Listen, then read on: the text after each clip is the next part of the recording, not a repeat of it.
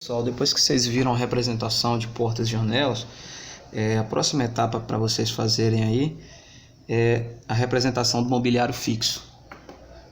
O que seria esse mobiliário fixo? Dentro do banheiro a gente tem a nossa bancada com a cuba, a gente tem o vaso sanitário, bacia sanitária, o chuveiro e a marcação do box. Tá? Vocês têm um gabarito aí em plástico que já tem as circunferências ou outras representações de cuba, de pias. A representação do vaso sanitário, procurem dentro do gabarito de vocês a escala de 1:50 e aí vocês conseguem locar dentro dessa disposição, tá? Após a porta vem a cuba, o vaso e o chuveiro. Feito isso, a gente vai nomear cada ambiente e determinar qual a área de cada ambiente também, tá? Seguindo a mesma lógica, a gente tem uma linha auxiliar para nos orientar. Essa linha auxiliar que a gente for fazer, ela é uma linha mais suave, tá? Vocês não precisam criar uma linha de margem aqui, porque a gente tem um nome isolado e a gente escreve dentro dessa linha auxiliar. Essa linha auxiliar é importante que ela esteja, se o desenho estiver limpo, tá? Se não tiver muita representação gráfica dentro do ambiente, que eu utilize essa informação no centro de cada ambiente. Okay? Então a gente vai nomear cada ambiente utilizando uma dimensão de 1,5 aqui, tá? Eu vou locar ele mais ou menos ao centro do meu desenho. Eu vou utilizar uma dimensão de 1,5. Vou traçar minha linha auxiliar.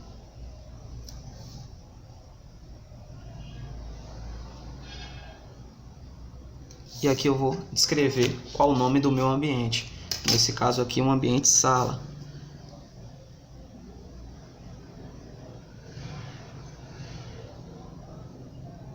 Então vocês veem que ele ocupa todo o espaçamento aqui das duas linhas auxiliares. Finalizando o nome, eu posso apagar o restante. Como ela ficou uma linha bem fina, bem suave, não vai ter interferência visual no meu desenho. Tá? Depois do nome, embaixo do nome, eu preciso dizer qual a área quadrada de cada ambiente, tá? Qual a metragem, qual a área que vai corresponder à sala, qual a área vai corresponder ao banheiro, à cozinha, ao quarto. Então eu preciso definir isso aí. Essas áreas vão estar demarcadas aí dentro do PDF que eu vou mandar no grupo, tá? Mas só adiantando, eu tenho aqui, posso utilizar uma medida entre as minhas linhas auxiliares aqui de 1 unidade, tá? Como se fosse 1 centímetro, levando em consideração que cada numeração dessa é 1 metro na escala de 1:50, tá? Então eu vou utilizar aqui os 10, que seria essa diferença aqui, ó, meio e 1, tá? Então eu crio um afastamentozinho aqui e defino essa dimensão, crio minha linha auxiliar. Ficou até um pouco forte essa representação do ponto.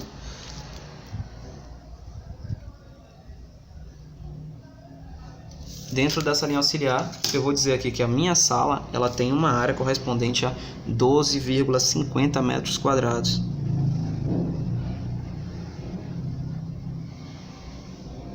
Então, utilizando a caligrafia técnica, eu represento numericamente os 12,50 e logo após a representação de metros quadrados, tá? Eu vou fazer isso com o ambiente sala, com o ambiente quarto.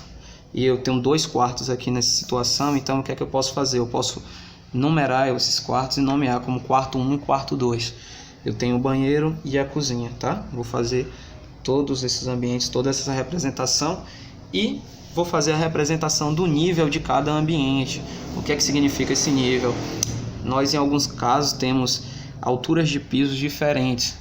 Como eu já passei para vocês, por exemplo, a gente pode representar um banheiro com um nível de acabamento de piso menor do que o acabamento de piso da minha sala, para que quando eu for fazer a manutenção e limpeza desse espaço, essa água não volte para o outro ambiente, tá? Então eu represento por isso a soleira. Eu estou tendo uma troca de paginação de piso que a gente chama de desenho do piso, de alinhamento de piso. Eu estou tendo uma troca de nível de piso.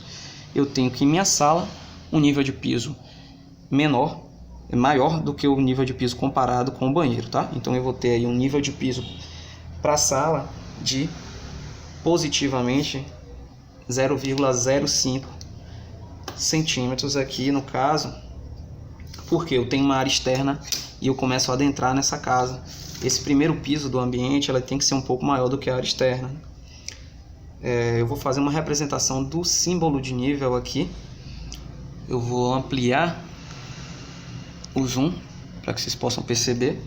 Eu vou criar uma circunferência. Essa circunferência minha, ela está logo abaixo aqui da minha representação de nome e área do ambiente. Eu vou deixar uma diferença aqui de diâmetro de 1,5.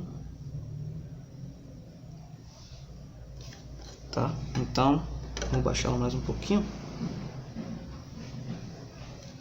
Eu vou criar uma circunferência aqui, a grosso modo, tá? Não tem uma boloteira aí que vocês têm. Eu crio uma circunferência, eu vou repartir essa circunferência aqui na vertical, tá? E na horizontal.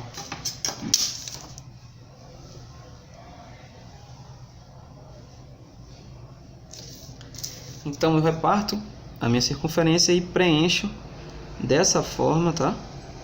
Se vocês tiverem dúvidas, vocês deem uma olhada no arquivo da aula, no slide da aula que eu passei para o grupo também. E aqui eu represento positivamente ou negativamente a diferença de altura. Nesse caso, como eu tenho uma altura maior do meu acabamento de piso da sala do que na área externa, eu represento aqui um símbolo de mais e vou representar qual seria essa diferença. 0,05 em metros, tá? Eu estou definindo aqui uma diferença em metros. Como eu tenho uma diferença aqui do banheiro, quando vocês forem representar o nível do banheiro, a gente vai ter que ter uma diferença de altura. Eu posso rebaixar esse meu piso do banheiro em, por exemplo, 2 centímetros. Isso aí ocasionaria de eu estar representando o mesmo símbolo, só que ao invés de 0,05, representasse com 0,03, tá? Então isso vai definir quais são as diferenças de altura de cada piso.